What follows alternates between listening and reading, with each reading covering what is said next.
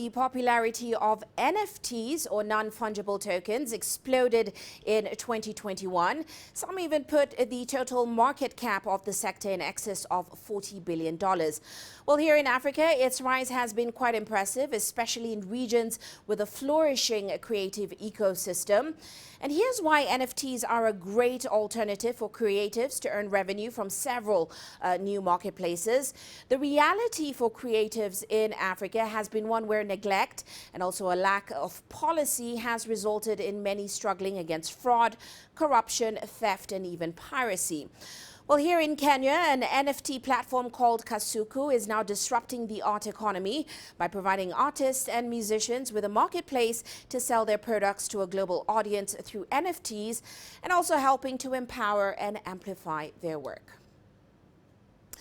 Let's now find out how exactly they're doing this from Mowgli Dodia, the Chief Executive Officer of Kasuku NFT. Great to have you on the show with us today, Mr. Dodia. Now, of course, most of us, we're still playing catch up when it comes to blockchain technologies such as NFT. So explain to us, first and foremost, how exactly these digital assets such as NFTs hold value, how they can be bought, sold, and also traded. Okay, so hi Richard, thank you for having me on the show. So I guess in terms of sort of explaining what NFTs really are, to talk about it, first is sort of just a brief overview of what a blockchain is. So a blockchain really is just a distributed ledger, so like your Excel sheet or any kind of ledger that you write at home. But rather than traditional ledgers, it's validated by lots of people across the world. So the data can't really be manipulated or really tampered with. Now, what NFTs really are, it's more so, I guess, not the art itself or something like that. It's actually like, put it this way, very simply, it's simply like a logbook or a title deed.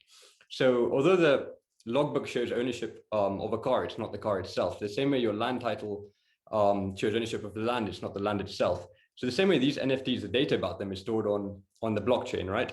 So where NFTs really come along in terms of, I guess, compared to traditional your traditional art assets, or I guess traditional assets, is where the kind of verifiability can come from. That anybody can verify a particular asset, who owns it, does it exist, is it actually true and authentic in terms of the asset itself.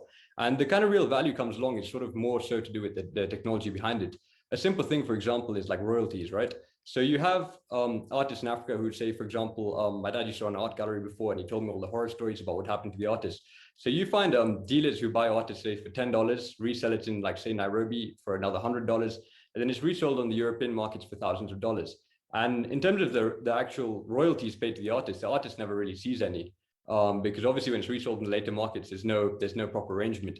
Whereas the NFTs, it can be actually coded into the data, so that every time it's resold in the future, the artist can take a particular amount of percentage of the royalties, like, say, for example, 10%. So when it's first sold at like $10, obviously he makes a whole sum. It's sold at $100, he takes $10. Sold at $1,000, he makes $100.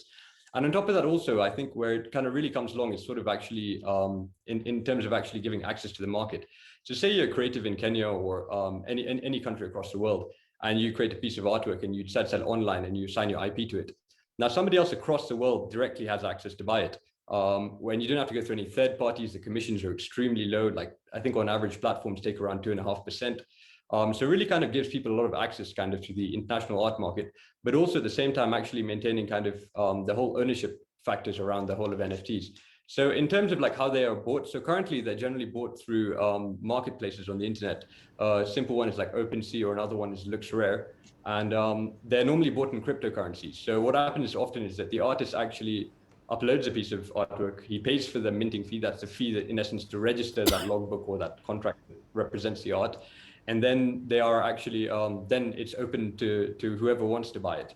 So in terms of, I guess you said everyone's playing catch up in terms of like blockchain technology and like the value behind it and all that stuff.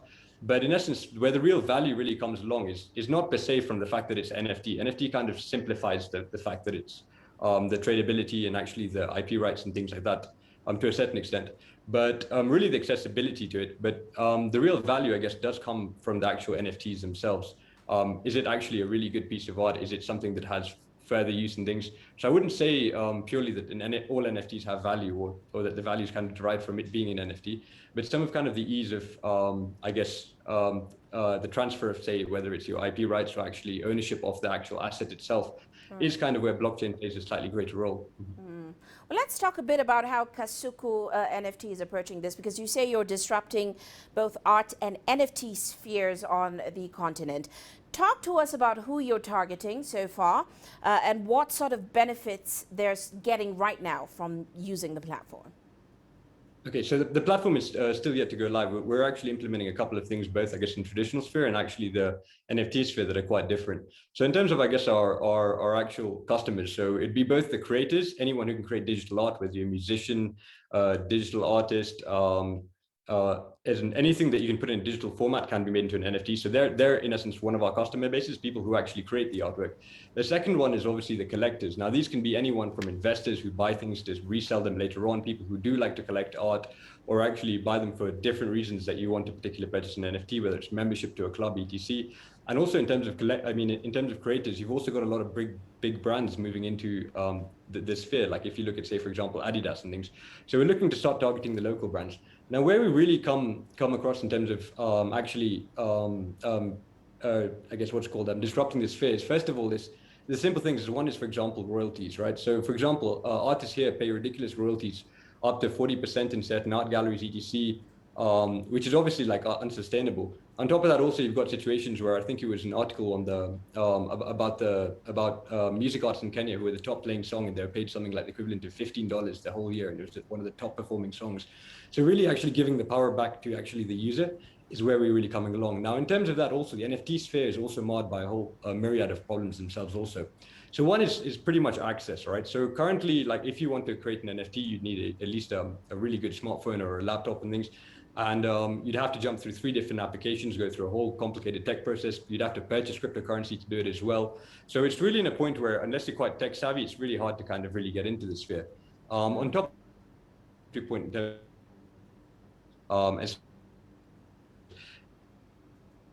really high. Unfortunately, looks like we've lost Mr. Dodia there. We'll certainly try and get him back during the course of the show. But many thanks on that insightful interview on NFTs.